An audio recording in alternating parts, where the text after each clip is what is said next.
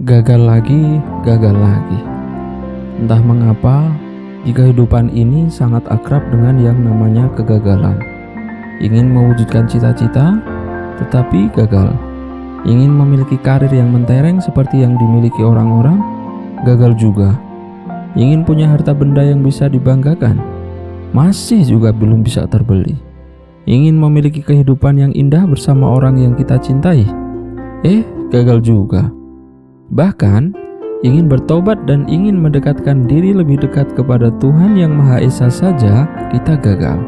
Apakah kita ini memang ditakdirkan untuk selalu gagal dalam kehidupan kita ya?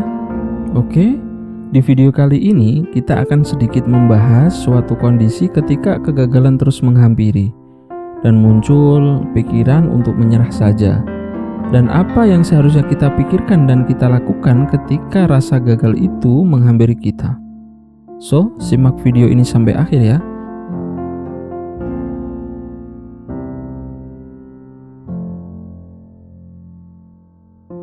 Gagal sekali atau dua kali mungkin itu wajar. Namun, bila selalu menemui kegagalan, hal itu benar-benar membuat kita merasa lelah. Ketika kegagalan terus menyapa, asa pun patah dan muncul pikiran untuk menyerah saja. Siapa sih yang tak dibuat kecewa dengan kegagalan? Hati ini terasa pedih. Kita merasa sudah memberikan usaha terbaik kita untuk mendapatkan apa yang kita inginkan dalam hidup, namun tetap saja upaya kita itu berakhir sia-sia. Kita pun sedih, ingin menangis rasanya. Sejujurnya, juga terselip rasa marah di dalam dada. Mengapa orang lain bisa memiliki karir yang hebat? Teman-teman kita juga sudah memiliki rumah dan mobil yang mewah. Malahan, ada yang mempunyai suami ganteng bak aktor Korea atau istri cantik nan solihah bak bidadari. Ada pula di antara mereka yang memiliki anak-anak yang lucu serta menggemaskan. Dalam hati berkata, "Tuhan, kapan giliranku untuk meraih kebahagiaan seperti ini?" Sulit sekali menyingkirkan perasaan iri di dalam hati. Apakah Tuhan yang Maha Esa membenciku? Apakah Tuhan yang Maha Esa tidak mendengar doa-doaku? Apakah ada kesalahanku di masa lalu yang membuat Tuhan yang Maha Esa masih marah kepadaku hingga saat ini? Atau ini semua karena Tuhan yang Maha Esa hanya tak sayang saja padaku? Sukar untuk dihindari, kita pun terjebak pada perasaan buruk sangka kepada Tuhan yang Maha Esa. Kita benar-benar telah kehilangan akal sehat. Dalam sendiri kita berteriak, "Ya Tuhan, tunjukkanlah kesalahan apa yang telah aku perbuat hingga Engkau menghukumku dan aku memiliki kehidupan yang seperti ini." Tetapi tak ada jawaban dari atas sana. Tinggallah kita terpuruk menjalani hari-hari terseok-seok, menjalani sisa-sisa hari tanpa semangat. Tak ada lagi asa besar yang digantungkan untuk masa depan. Kita hanya tinggal keinginan untuk berputus asa. Haruskah aku menyerah? Jika Tuhan yang Maha Esa tak lagi mendengar doa-doa kita dan tak kunjung mengabulkan keinginan-keinginan kita, apakah itu bertanda bahwa Tuhan yang Maha Esa sudah tidak sayang kepada kita? Ketika hal itu muncul, lalu kepada siapa kita harus mengadu? Tidak bisa dipungkiri, saat kita merasa kehidupan kita sedang memusuhi kita kerap merasa Tuhan yang Maha Esa menjauhi diri kita. Kita tak lagi merasa disayang oleh Tuhan yang Maha Esa. Apakah benar seperti itu? Sebenarnya sih, itu hanya perasaan kita saja, kawan. Tuhan yang Maha Esa telah berjanji untuk memberikan rasa kasih-Nya yang besar untuk semua makhluk-makhluknya. Hanya saja kita kurang bersabar. Mulut kita terlalu mudah untuk mengeluh setiap kali kita mengalami kesulitan hidup. Ya, karena memang begitulah sifat manusia. Akuilah bahwa kita manusia memang terlahir dengan sifat yang cengeng, gampang mengeluh saat mengalami kesusahan. Itulah sebabnya saat sedang susah, kita langsung mengira Tuhan telah meninggalkan kita. Bukan begitu. Sesungguhnya kasih sayang Tuhan yang Maha Esa kepada hamba-hambanya itu melebihi kasih sayang seorang ibu kepada anaknya.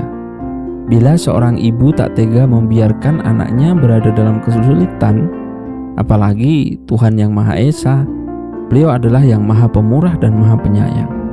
Tuhan yang Maha Esa pasti juga tak tega melihat kita berada dalam kesulitan hidup. Sadarilah bahwa Tuhan yang Maha Esa tak pernah berbuat zalim kepada hamba-hambanya. Apa yang kita lihat sebagai kesulitan hidup sesungguhnya mengandung sebuah pelajaran yang sangat berharga untuk dipetik hikmahnya. Kesulitan hidup itu ditimpakan kepada kita bukan untuk membuat kita bertambah sengsara, melainkan untuk mengajarkan banyak hal mengenai hidup, agar kita kemudian berkembang menjadi insan yang lebih baik lagi. Seperti dulu ketika ibu membiarkan kita belajar berjalan, lalu kita terjatuh. Kita mungkin menangis, tetapi ibu terus memberi semangat agar kita mampu bangkit sendiri, lalu mulai berusaha belajar berjalan lagi. Apakah itu berarti ibu tak sayang pada kita? Tentu saja ibu sayang kepada kita. Hanya saja ibu membiarkan kita terjatuh dan menangis agar kita mampu belajar berjalan secara mandiri. Begitu pula kasih sayang Tuhan yang Maha Esa kepada kita. Mengapa kita masih meragukan kasih sayang Tuhan yang Maha Esa kepada kita? Apapun yang tak membunuhmu hanya akan membuatmu bertambah kuat. Kita mungkin sering sekali mendengar nasihat itu. Masalah-masalah yang datang di kehidupan kita, asalkan tak membunuh kita, nantinya masalah-masalah itu justru akan membuat kita bertambah kuat. Anggap saja masalah-masalah itu sebagai bentuk latihan yang sengaja Tuhan yang Maha Esa berikan agar kita tumbuh menjadi manusia-manusia yang kuat. Setiap manusia memiliki pilihan garis takdir di tangannya sendiri. Saat kita bertemu dengan masalah, ingatlah bahwa kita selalu memiliki dua pilihan, yaitu cara yang mudah atau cara yang sulit. Pilihan cara yang mudah yaitu cukup menyerah. Setiap bertemu masalah, kita dengan mudah bisa memilih untuk menyerah, karena itu adalah cara termudah untuk menghadapi masalah. Itu sebabnya ada banyak sekali orang yang memilih untuk menyerah setiap kali bertemu dengan masalah. Mereka lebih memilih lari dari masalah ketimbang menghadapinya. Lantas, bagaimana dengan cara yang sulit? Memilih cara yang sulit berarti kita memilih untuk selalu bangkit setiap kali dipukul bertubi-tubi oleh masalah hidup. Kita memang merasakan sakit, sedih, atau kecewa. Itu wajar, namun tidak pernah menyerah. Kita selalu bangkit untuk mencoba sekali lagi menaklukkan masalah. Bukan karena kita merasa kuat, tetapi kita percaya bahwa selalu ada Tuhan yang Maha Perkasa yang selalu ada untuk membackup kita. Saat kita sedang diterpa masalah, bersegeralah lari kepada Tuhan yang Maha Esa. Dunia dan segala isinya merupakan milik Tuhan. Tak ada satupun masalah yang tak bisa diselesaikan olehnya. Jika saat ini kita merasa tangan-tangan Tuhan tidak segera terjulur untuk membantu kita bangkit, sadarilah bahwa hal itu bukan karena Tuhan yang Maha Esa tidak menyayangi kita, melainkan karena mungkin ada pelajaran yang terlebih dahulu yang harus kita petik di setiap masalah yang kita alami.